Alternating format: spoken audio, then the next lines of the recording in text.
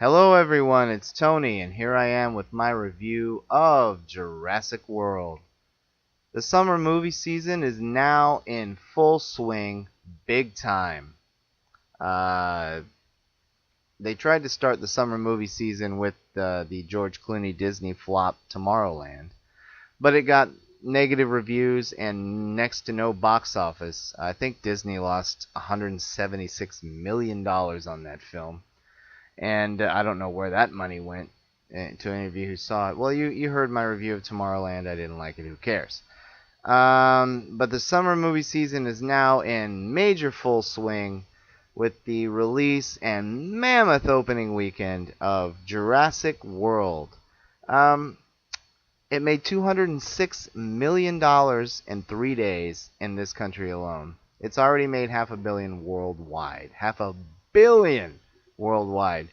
And in this country, it had the second biggest opening ever in the history of movies. So congratulations, Jurassic World. Now let's talk about it. Jurassic World, i.e. Jurassic Park 4. Is it a reboot? No, it's a continuation. It's another part. And again, remember all who are listening, this will be spoiler free. I will never tell you anything you're not supposed to know. Jurassic World is set on the original island and a different part of the island. They've built a whole new majestic park, now calling it Jurassic World. Hey, i.e. the title. And characters talk about that the public wanted to see bigger, better, stronger, scarier dinosaurs. So they've started to make their own. And that's not a good idea, because guess what? Things happen. Here's a spoiler that's not a spoiler. Dinosaurs get loose, folks. That's what happens in Jurassic World. I don't know why they keep making these parks, but, whatever. They keep making these parks because they keep having $206 million opening weekends. Jurassic World is a film that I do not like. I don't like it. I don't like it. Is it a crushing blow that I didn't like it? No, because I had low hopes for it, but I didn't think that I wouldn't like it as much as I don't. I think I said that correctly. Yeah, I do not. I have a 5-star scale on films. I give it 2 stars out of 5. That's not good, folks. That's a half a star away from being a piece of shit in my opinion on my scale. Let me tell you the problems. I'll start where we all should start, talking about Jurassic World. The dinosaurs. Surprise, they're all CGI. There's a little bit of puppetry, a very little bit of puppetry, but the rest is CGI. The original film, and coming up, Bill and I have a show on CGI and practical effects and where CGI has taken us, good or bad. And I think you'll all enjoy that show. It's a more serious show than most of our others. And we speak on this, but a little preview of the show. One example we give, and we both agreed on it, the most perfect example of the blend of CGI with practical effects is the first Jurassic Park. The T-Rex sequence is the best example, probably in film history, of the great mixture of CGI and practical effects in one sequence. But Jurassic Park entire, they just did it perfectly. Stan Winston did the puppetry and the creatures, and the CGI crew made them move, made them run and jump, and it was amazing. And it's still, to this day, Jurassic Park, the original Jurassic Park, lest we forget, was made in 1993, people. That's a little bit ago, and it still looks phenomenal. And every time I watch the T-Rex scene, I still get the same sense of, wow, this is just amazing filmmaking. And that is not the issue in Jurassic World. The awe, the wonder, the sense of fun for me is gone, is completely gone. The dinosaurs are always moving, constantly moving. There's no setup. There's no build up to any of the action sequences. There's no slow roller coaster up, up, up, and then down to the action, and here we go. There's none of that. It's like there's a dinosaur, and here he goes. There's some dinosaurs, and there they go, doing their thing, and roaring, and jumping, and screaming, and eating, and which is fine. We expect that, and we want to see that, but there's no build up to it. It's like, dinosaur, here we go. Rawr. And yeah, there's no. I'm getting mad as I'm speaking. That's why I'm stumbling over my own words, because I didn't think the movie would fail for me as much as it did, and it fails so badly on many different levels. But we're talking about the dinosaurs.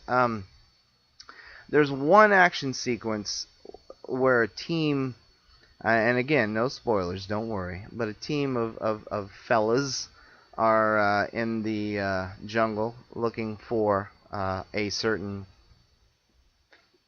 dinosaur, and they, of course, it's a hunting sequence, and I mean that from both sides.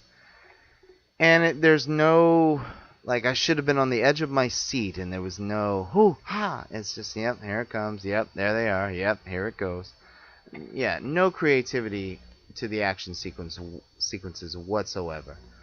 The idea behind a couple of the dinosaurs is neat. They have a T-Rex replacement, and don't worry, folks, the T-Rex is in there for a little bit, but they have a T-Rex replacement because, as I said, one of the characters who works at the park explains that people want scarier monsters, so they're breeding these new breeds of, but it's called an I-Rex, and I won't explain anything more about it. I'll let the movie do it, because it is kind of neat when they explain it. But it's a pale imitation of the T-Rex, and I don't mean the creature itself. I just mean what they do with it. They try to recapture those brilliant T-Rex moments from the first Jurassic Park and the second one, frankly, and they don't get it. It doesn't work. As I said, there's no slow build-up. It's just, there are a couple of quiet, something's creeping out there, but it doesn't last long enough. It just kind of starts, and it just, I'll say this a lot during this review, just doesn't work.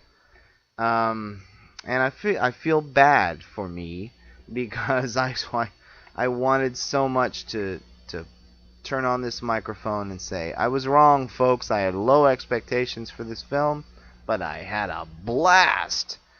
I did not have a blast. I did not like it. We've talked about the dinosaurs. Oh, one more thing about the dinosaurs. Two more things. A million things. There's so much wrong. But one of the big awe-inspiring moments, and I'm using air quotes with that statement, I'm sure everybody's seen it in the previews. It's the big hook to get everybody in there in the preview. It's the big moment. They hang a shark upside down, and they've made this breed of dinosaur who swims underwater, and then he jumps out like Shamu and, eats the shark, and everybody cheers. And I remember being at other movies when the preview was going, and when that moment came, that's the sizzle reel. That's it. And everybody's, ooh, wow, that looks great. I can't wait. And it looks completely phony. It's completely CGI. I know it has to be, jumping 50 plus feet out of the water into the air, but it looks CGI. It's not supposed to look it, and it looks CGI. And the shark they're hanging upside down for to eat is CGI. Can't you afford to get either a real dead shark or make a fake shark? I could probably make a fake shark for $50 or maybe less. Yeah. So it's, the dangers of CGI, but that's in another podcast, folks. Yeah, so that moment did nothing for me. Uh, and it didn't do anything for me in the preview, and it didn't do anything for me in the movie. And when the monster shows up again later, the same underwater monster I'm speaking of, it does absolutely nothing for me then. And that's the problem. None of these dinosaurs do anything for me in this movie. I was bored when the adults were on screen, and I was bored when the dinosaurs were on screen. Something's wrong. This is a Jurassic Park film, and this one's called Jurassic World. You gave the title kind of a bigger feel, but you didn't give the movie a bigger feel. There's less ideas and less imagination in it. And one last thing on the dinosaurs, the velociraptors. As you can see by the preview, they're trying to train them. I won't go any farther with that, but it's appalling. It's ridiculous. The one great thing about the velociraptor character, I guess you can say, in the first film, the first Jurassic Park, it was set up so brilliantly.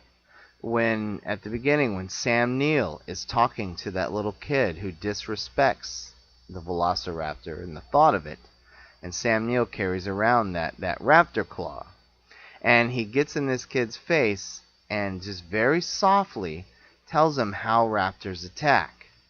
And the music is kind of underlying, and it's creepy, and the picture Sam Neill paints about the velociraptors and how they hunt, and how one looks at you, and while you're looking at him, two others come at you that you never even saw, and you're dead in seconds.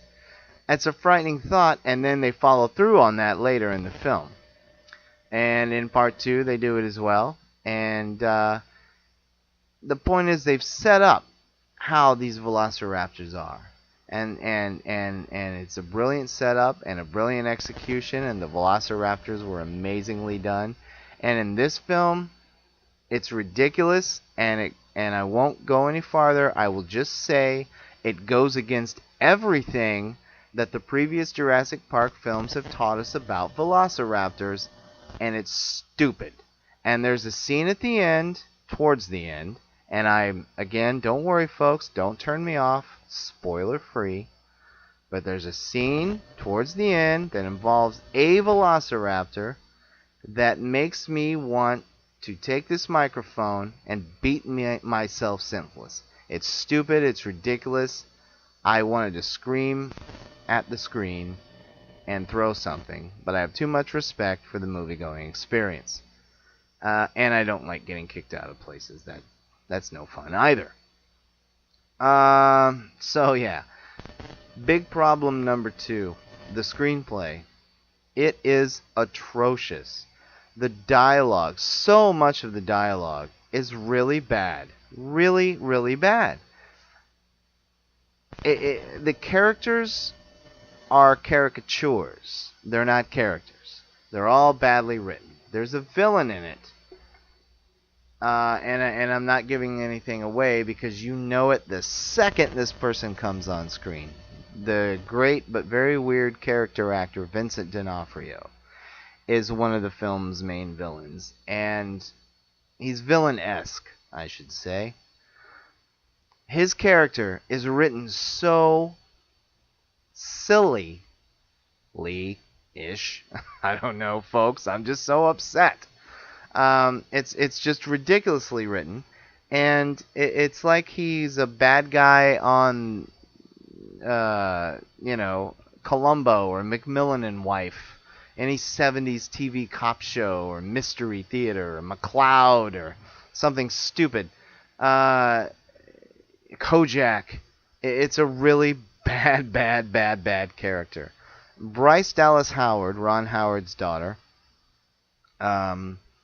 plays the lady who co-runs the park and the Jurassic World now, and she is horrible. You may remember her from M. Night Shyamalan's still not great but highly underrated Lady in the Water. She was in fact the Lady in the Water. She was the water nymph. And she was in the really bad movie The Help from a few years ago that everybody liked, and it won a couple Oscars, and I was appalled. But she's a decent actress, I guess. I could care less about her, frankly. But she's really bad in this. Really horrible. And she's terrible. It could be the dialogue that she's given, but you gotta try to make something out of it, sister, and she fails.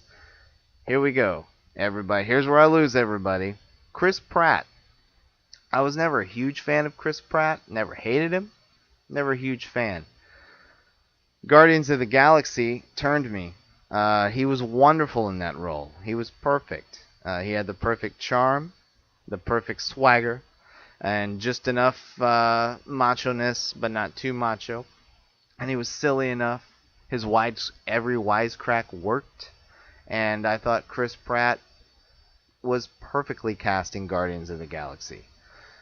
Here he is so miscast, it's embarrassing. There's one point, and I won't tell you the line because I don't want you to be aware of it when you see it. My wife said she heard me laugh at this line, and I did. He said a line that is so... It's not even a badly written line. It's a normal line, but he delivers it so pathetically and so badly that I laughed out loud. I'm sure it was a sold-out crowd, so I'm sure people around me were like, what the hell is he laughing at? It's a serious moment. It was ridiculous. In this film, what worked with Chris Pratt in Guardians of the Galaxy does not work here. He fails miserably at everything. His stone-faced machoism fails. He has no chemistry with Bryce Dallas Howard at all. There's a stupid romantic subplot with the two of them. His romantic scenes do not work. He wisecracks a couple of times. Does not work. Chris Pratt is brutally miscast in Jurassic World. But I don't think anybody could have done much with this role.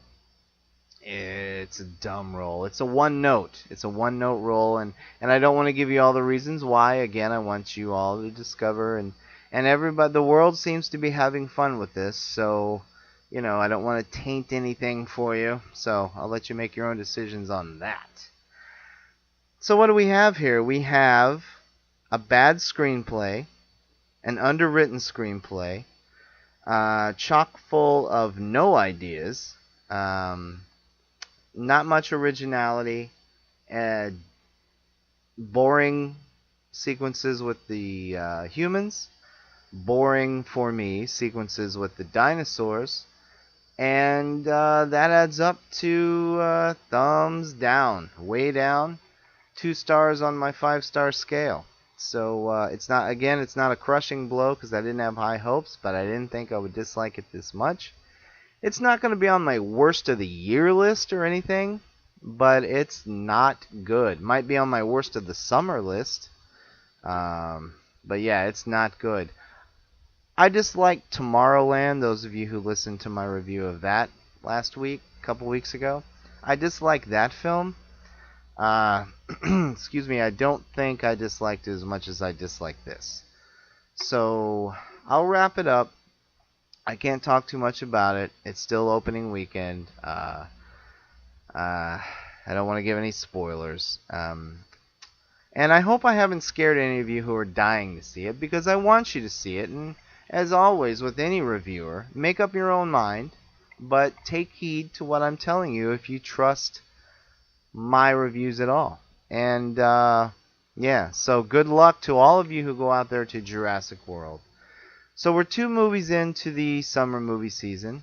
You can say the summer movie season kind of started with the Avengers Age of Ultron, but not really, because they pushed it up to the first week of May. So that's not summer movie season. So the summer movie season officially started with Tomorrowland, and now we're in full swing with the very next one, Jurassic World. And those are the 2 summer movies I've seen so far, and I've just liked both of them. I'm terrified for what this summer holds. So I will end it here. Jurassic World, major disappointment. 2 stars out of 5. That is my review. Good luck to all of you. And to quote Jeff Goldblum from the first film, When the makers of Jurassic World were getting together and decided to do it, they spent too much time thinking whether or not they could, when they should have been thinking whether or not they should. Goodbye, everyone, and good luck.